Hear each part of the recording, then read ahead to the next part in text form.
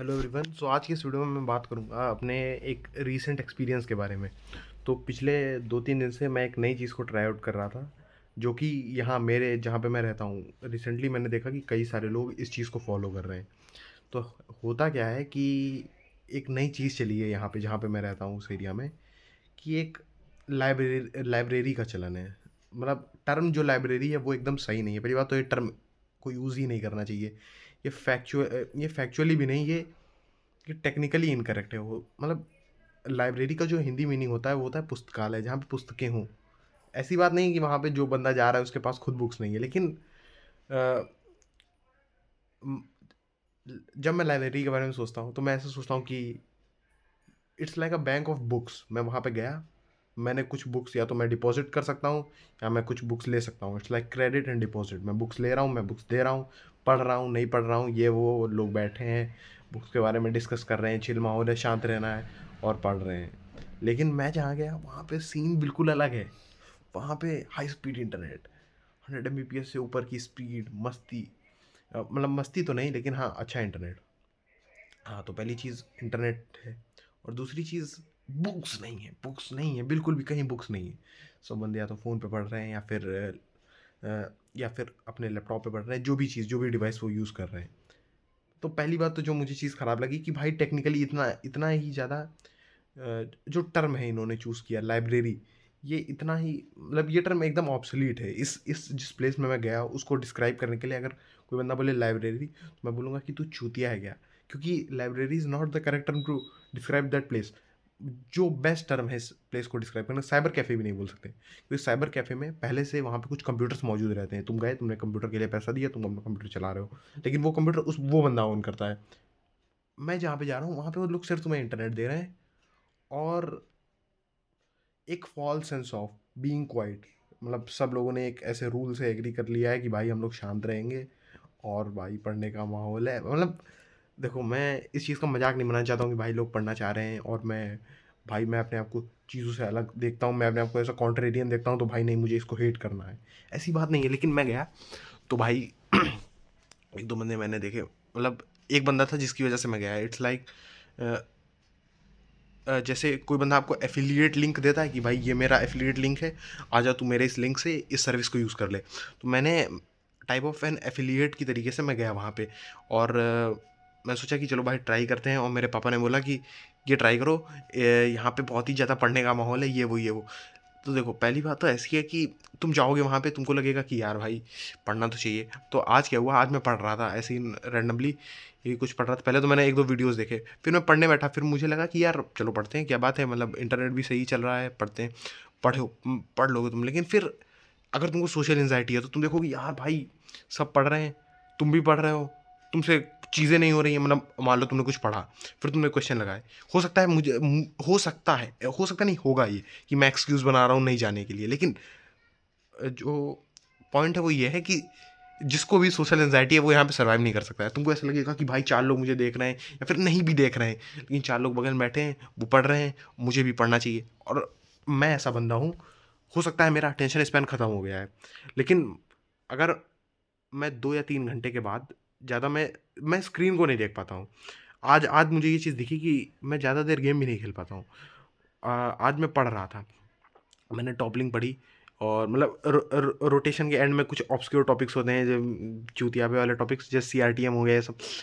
अब अच्छा, मैं एक चीज़ बताता हूँ, जैसे तुमने कभी नोटिस नहीं किया होगा, लेकिन जब तुम एक चीज़ को बहुत बार पढ़ लो, तुम बार बार पढ़ लो, मतलब जैसे जैसे मैं एक रैंडम चैप्टर एग्जाम्पल लेता हूँ, जैसे एनएलएम एक ऐसा चैप्टर होता है, बंदा 11th में जाएगा पढ़ेगा, फिर 12th में जाएगा फिर पढ़ेगा, फिर इलेक्ट्रोस्टैटिक्स में पढ़ेगा कि भाई ये स्टैटिक इक्विलिब्रियम, ये इतनी बार बंदा पढ़ लेता है कि जैसे ही उसको वो दिखता है उसको गुस्सा आती है। तो ऐसे ही ये चीज़ मैंने 2-3 बार पढ़ ली थी शायद। ऐसी बात नहीं है कि मैं इसमें सब क्वेश्चन बना लूँगा, लेकिन पढ़ ली थी। तो मैंने पढ़ी, फिर मैं बोर हो गया, फिर मैंने क्वेश्चन लगाने की कोशिश करी, क्वेश्चन मुझसे लगे नहीं।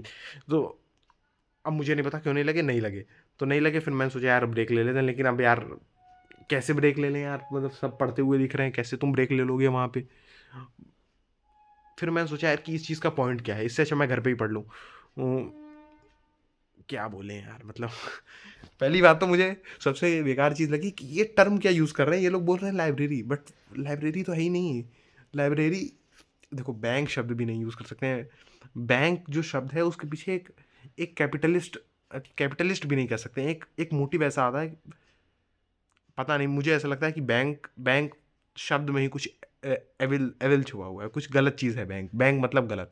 लेकिन बैंक हटाओ, बैंक की पॉइंट नहीं है। लाइब्रेरी लाइब्रेरी एक ऐसा प्लेस है जहाँ पे तुम गए, तुमने बुक्स ली, बुक्स पढ़ी और तुमने बुक्स जमा कर दी। लाइब्रेरी का क्या पॉइंट है अगर वहाँ पे हर बंदा कंप्यूटर ही चला रहा है?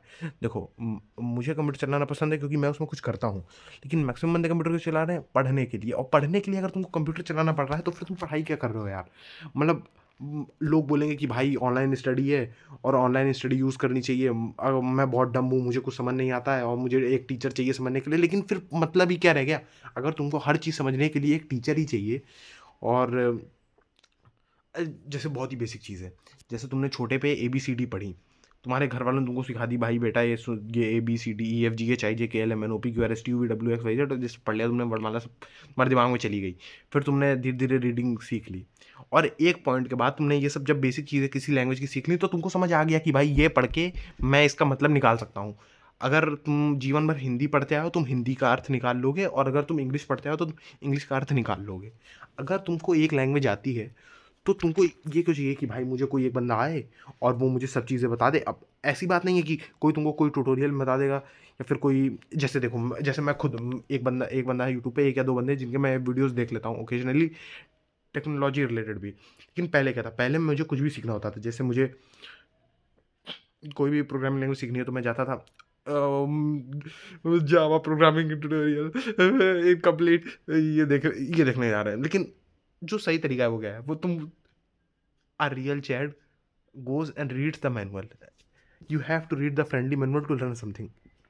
और जब तक तुम कोई भी ट्यूटोरियल देखोगे, या फिर तुम ऐसा इन्वायरमेंट ढूंढोगे जहाँ पे तुमको ऐसा लगे कि भाई अगर 4 लोग पढ़ रहे हैं तो उनको देख के ही मैं पढ़ पाऊँगा, तो तुम नहीं पढ़ पाओगे। मुझे मतलब कुछ इसमें गलत है, कुछ इसमें गलत। अगर तुम 4 चूतियों को देख के ही पढ़ने बैठोगे, फिर तुम क्यों पढ़ने बैठ रहे हो? क्या पॉइंट है उसका? मतलब आज तुम बैठ जाओ, कल तुम बैठ जाओगे, लेकिन एक दिन बाद ये मोनोटोनस रूटीन है, कब तक कंटिन्यू कर सकता है इंसान? मतलब सोचने वाली बात है कि तुम आज बैठ गए, तुम कल बैठ गए, लेकिन कब तक बैठोगे? कहाँ तक बैठोगे? और यही चीज़, मतलब ऐसी बात नहीं है कि पढ़ना नहीं चाहिए या फिर टीचर को फॉलो नहीं करना चाहिए, लेकिन अब मैं कैसे बोलूँ? जैसे कुछ चीज़ें हैं ऐसी जो बहुत ऑब्सक्योर हैं, जो मैंने इसीलिए सीख पाई क्योंकि मैंने जा कर के मैनुअल खोली और मैंने देखा कि भाई ये चीज़ कैसे कैसे काम करती है। और अगर मैंने मैनुअल नहीं खोली होती तो मैं उस चीज़ को सीख ही नहीं पाता। अ, तो वही मैं सोच रहा हूँ कि जैसे बंदे होते हैं, बंदे जा रहे हैं, बंदे किसी टीचर को फॉलो कर रहे हैं और एक्सपेक्ट कर रहे हैं कि भाई वो सब चीज़ें बता देगा, लेकिन नहीं, ऐसा थोड़ी होता है। मेरे हिसाब से जैसे जैसे कोई प्लेस पे तुम घूमने गए, जैसे कहीं तुम एज अ टूरिस्ट गए, तो तुम ये एक्सपेक्ट करोगे ना कि भाई हाँ, यहाँ पे मुझे ये चीज़, तुम ये थोड़ी एक्सपेक्ट करोगे कि भाई वो हर जगह तुमको जहाँ जहाँ वो लेकर के जाएगा तुम वहीं घूमोगे।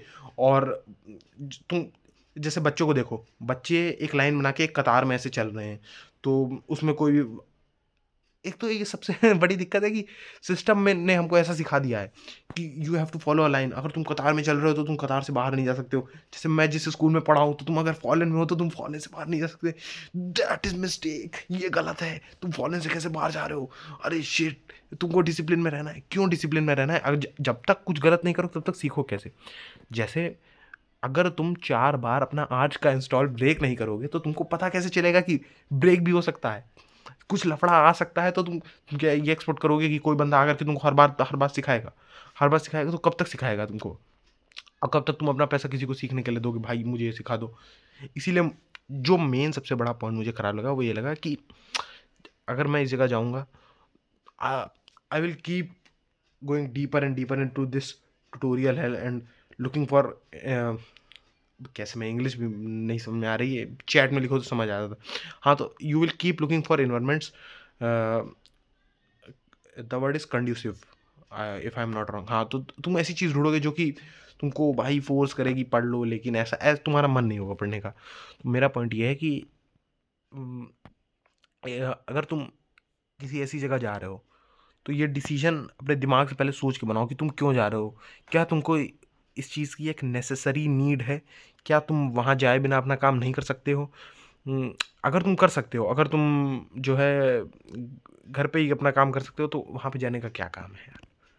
तो इस वीडियो का पॉइंट यही था, और मैंने कुछ फर्जी की बातें भी बोल दी, लेकिन उसका कुछ पॉइंट नहीं है। मतलब मैं ये वीडियो क्यों बनाता हूँ कि कोई नहीं देखेगा इसको, और मैं जस्ट इसको यूट्यूब पे डाल दूँगा। ये this is the best point. Thank you.